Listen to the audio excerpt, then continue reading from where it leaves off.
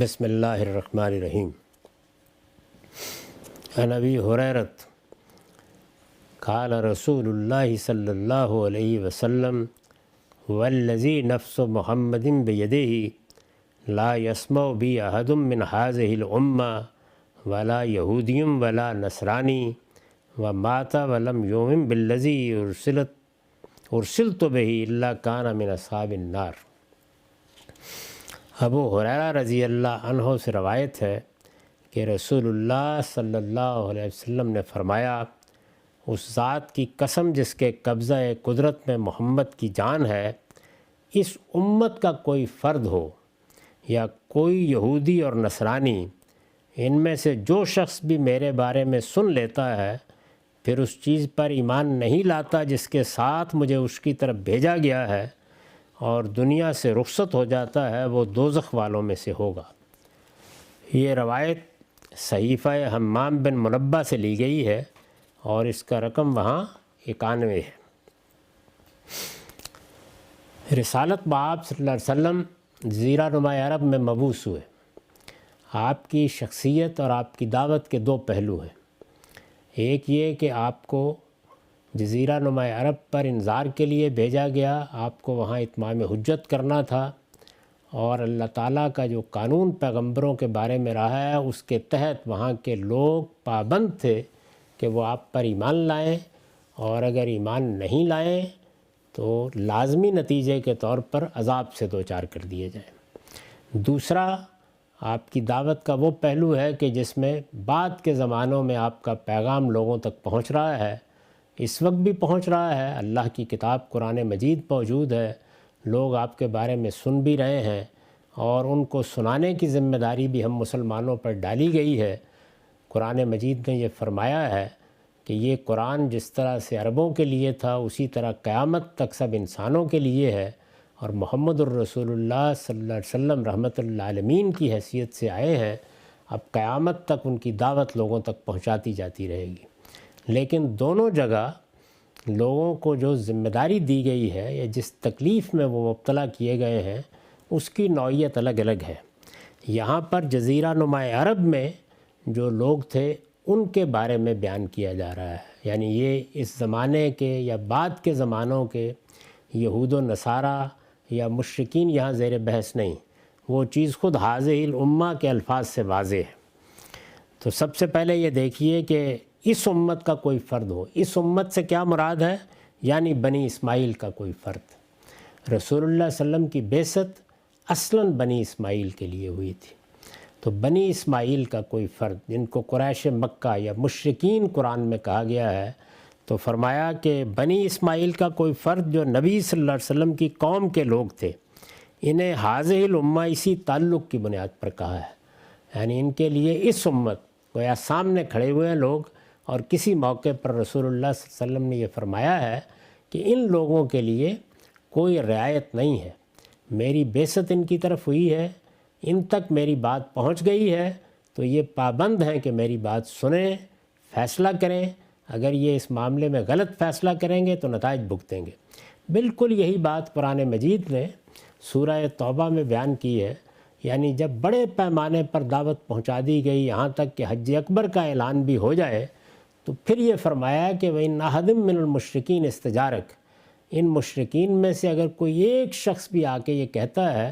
کہ مجھ تک بات نہیں پہنچی یا میں ابھی پوری طرح نہیں سمجھ سکا، تو اس کو اللہ کا کلام سنایا جائے گا۔ تو یہ فرمایا ہے کہ ہر شخص مکلف ہے، یعنی جزیرہ نما عرب میں کسی شخص کے لیے اب معذرت کی گنجائش نہیں رہی۔ اس امت کا کوئی فرد ہو یا کوئی یہودی اور نصرانی، یعنی جزیرہ نما عرب کا کوئی یہودی اور نصرانی جس میں آپ کی بعثت ہوئی اور جس کے لوگوں پر آپ نے براہ راست اتمام حجت کیا، یہی معاملہ ان قوموں کا بھی ہے جن کو آپ نے خطوط لکھ کر اپنے اوپر ایمان لانے کی دعوت کی۔ بعد کے لوگ یہاں زیر بحث نہیں ہیں، ان کا معاملہ اسی کے مطابق ہوگا جس حد تک خدا کی حجت آپ کے معاملے میں ان پر پوری ہو جائے گی۔ یعنی وہ لوگ کہ جن کو پیغمبر کا دور نصیب ہوا، جنہوں نے آپ کو دیکھا یا ان کے لیے دیکھنے کا موقع تھا، یہ سمجھ لینا چاہیے کہ میرا دعوت پہنچانا، آپ کا دعوت پہنچانا، یہ پیغمبر کے دعوت پہنچانے سے بالکل مختلف ہے۔ بعض لوگ اطمینان کے ساتھ کہتے ہیں کہ کیا خط لکھنے سے اتمام حجت ہو جاتا ہے؟ پیغمبر کے خط میں اور میرے اور آپ کے خط میں زمین آسمان کا فرق ہے۔ میں استدلال کروں گا، تعارف کراؤں گا، اپنا فہم بیان کروں گا، ہر عالم، ہر طالب علم یہی کرے گا۔ پیغمبر کہتا ہے میں خدا کی طرف سے آیا ہوں،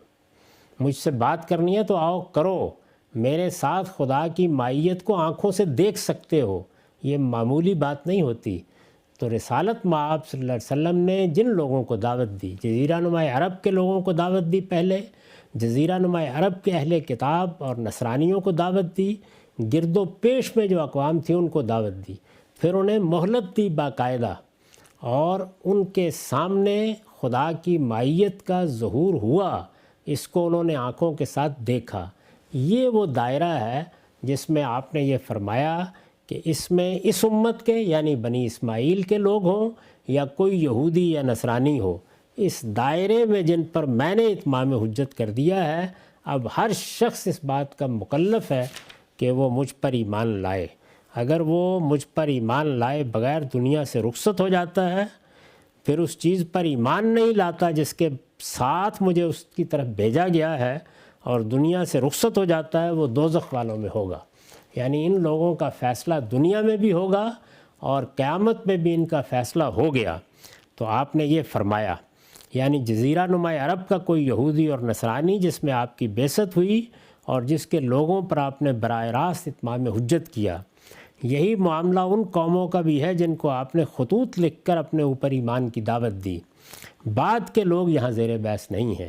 ان کا معاملہ اسی کے مطابق ہوگا جس حد تک خدا کی حجت آپ کے معاملے میں ان پر پوری ہو جائے گی۔ یعنی دعوت پہنچ رہی ہے، کس تک پہنچی، کتنی پہنچی، اس میں رکاوٹیں کیا تھیں، آزار کیا تھے، وہ سب قیامت میں سامنے آئیں گے۔ تو ان لوگوں کا معاملہ مختلف ہے جو اب قیامت تک پیدا ہوں گے، ان تک بات کتنی پہنچی ہے، کیسے پہنچی ہے، اس کے لحاظ سے وہ مکلف ٹھہرائے جائیں گے۔ لیکن رسول اللہ کے زمانے میں ایسی کوئی رعایت باقی نہیں رہی تھی۔ اس میں یہ جو لکھا گیا ہے کہ ان میں سے جو شخص بھی میرے بارے میں سن لیتا ہے، یعنی اس کو یہ خبر پہنچ جاتی ہے۔ سن لیتا کا مطلب کیا ہے؟ یعنی اس کو یہ خبر پہنچ جاتی ہے کہ وہ ہستی اس وقت دنیا میں موجود ہے جسے ان لوگوں کی طرف رسول بنا کر بھیجا گیا ہے، جن کا ایک فرد وہ بھی ہے۔ یعنی یہ خبر اس کو پہنچ جاتی ہے کہ اس وقت دنیا میں خدا کا رسول موجود ہے، اور میں وہ شخص ہوں یا اس قوم سے تعلق رکھتا ہوں جس کی طرف یہ رسول اللہ تعالیٰ کی طرف سے آیا ہے۔ یہ معمولی خبر نہیں ہے، یہ پہنچ جاتی ہے۔ تو اس کے بعد اب آخری چیز یہ ہے کہ پھر وہ دوزخ والوں میں سے ہوگا، اس لیے کہ رسولوں کی طرف سے براہ راست اتمام حجت کے بعد کسی شخص کے لیے کوئی عذر اپنے پروردگار کے ہاں پیش کرنے کے لیے باقی نہیں رہتا۔ یعنی چونکہ رسولوں کے اتمام حجت کے بعد فیصلہ ہو جاتا ہے، واضح ہو جاتی ہے بات، تو دنیا میں بھی سزا کا فیصلہ ہوتا ہے، برزخ میں بھی سزا کا فیصلہ ہو جاتا ہے، اور قیامت میں بھی جزا و سزا کا فیصلہ ہو جاتا ہے۔ یہ بات ہے جو اس میں بیان کی گئی ہے۔ رسول اللہ صلی اللہ علیہ وسلم کے دنیا سے رخصت ہو جانے کے بعد باقی قوموں کے ساتھ اب معاملے کی نوعیت بالکل مختلف ہے۔ ان کے بارے میں قرآن مجید نے یہ کہا ہے کہ انہیں انذار کیا جائے، اللہ کی بات پہنچائی جائے، قرآن مجید انہیں پڑھ کے سنایا جائے، قرآن مجید کا ابلاغ ان تک کیا جائے، لِأُنذِرَكُمْ بِهِ وَمَنْ بَلَغَ۔ پھر اس کے نتیجے میں ہر شخص کے ساتھ اللہ تعالیٰ اس کے حالات کے لحاظ سے، اس کے آزار کے لحاظ سے، اس کے ذہنی پس منظر کے لحاظ سے معاملہ کرے گا۔